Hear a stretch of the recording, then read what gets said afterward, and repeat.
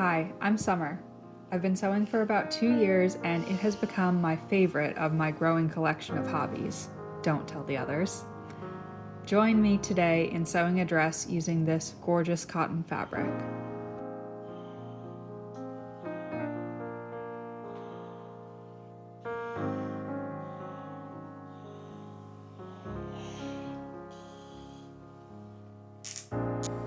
If you've been here before, you might notice that today's video is a little bit different.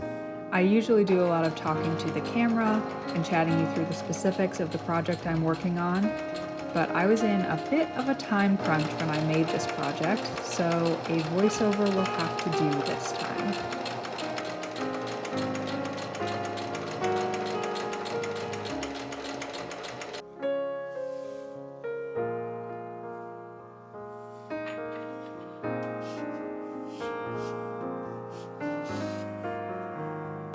I also thought it would be a nice excuse to slow things down. Lately, I've really been feeling the pull of quick, social media-driven dopamine hits, and I'm trying to make a concerted effort to spend more time away from the screens.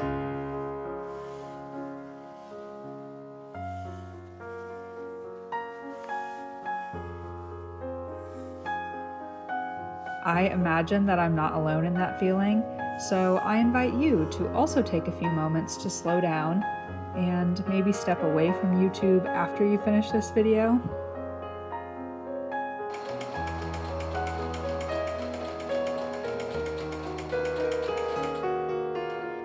One thing I've always loved about sewing is the inherent break it gives me from screen time.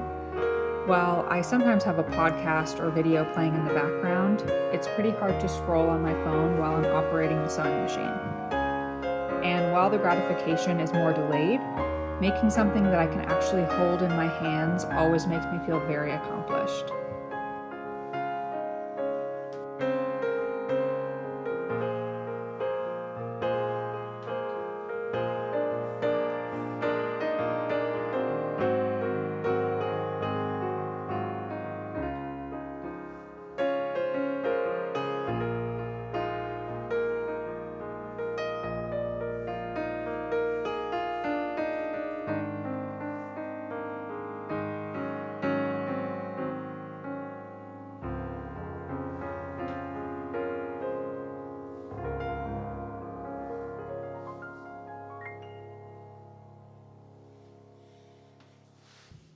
That, I suppose, brings us to this dress.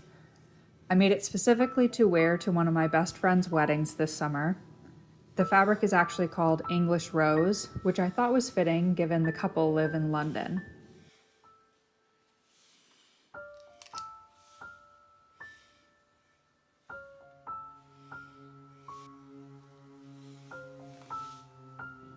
You might have heard me mention that I went on a trip to Europe a couple months ago, and this wedding was actually the impetus for that vacation. I got to travel all the way to Bulgaria for the actual wedding festivities, but I also spent some time in Germany, plus a long layover in Iceland.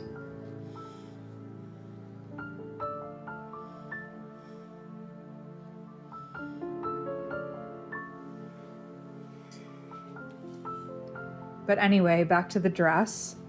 I'll be honest that it didn't turn out exactly how I envisioned.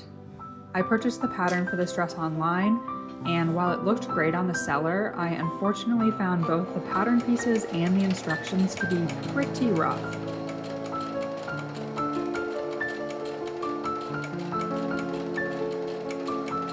I ended up making a lot of alterations, and I don't think I really achieved the look that I was hoping for. It felt very much like a case of what I ordered versus what I got.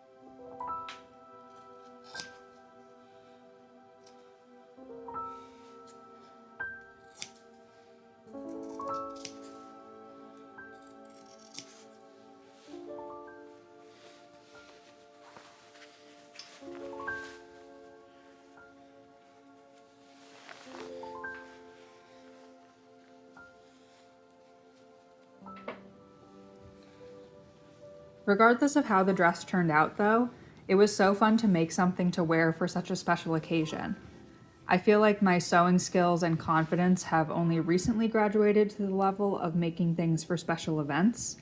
Like in my head, it's one thing to make clothes that you might wear around the house or to go get coffee, and it's another thing to make a dress you would wear to a wedding.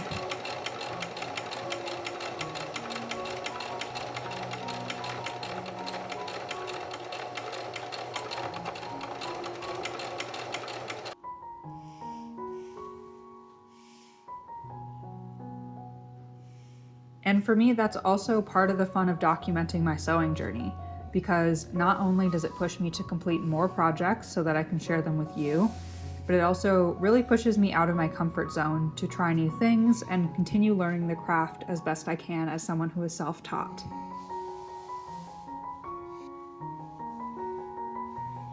Plus, it's really cool to be able to look back on this archive of videos and see how far I've come.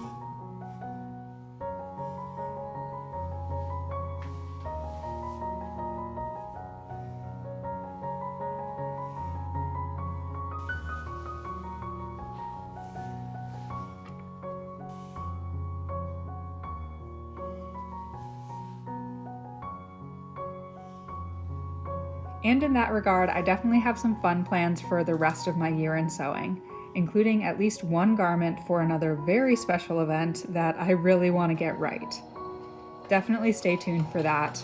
I'll be talking a little bit more about that project in my next video.